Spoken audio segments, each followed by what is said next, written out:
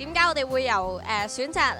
遊生而去突然間走咗過去選擇留生呢？就因為真係純粹開咗幕之後，覺得佢感覺上係成熟穩重啲嘅，而且個節目呢就係選男神啦。咁我覺得其實正常香港女士都會就咁睇佢外表啦，都會選擇佢嘅。首先啦，我哋兩個當初節目講嘅時候，全部都係評論佢嘅外表。佢話人哋比較自信，我話眼睛比較靚，跟住就變咗一啲貪錢啦。咁我都好想講一句，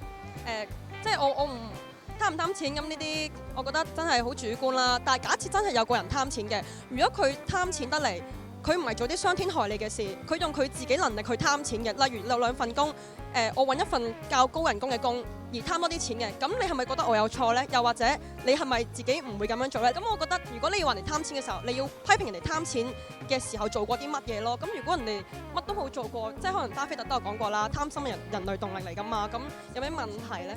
我就唔算係關心政治嘅，但係我就比較係關心個社會咯。其實我就覺得，就算政見唔同都唔需要分手嘅，因為我覺得呢，即係好似相處咁，即係你有時拍拖可能會傾大家上晏就食啲乜嘢，咁你想食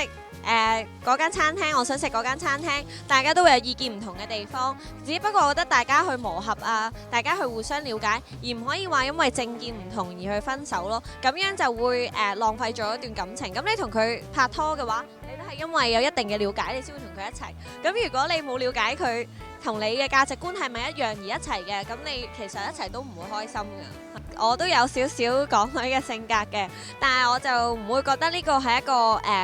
批評啊點樣咯，即係我會覺得只係可能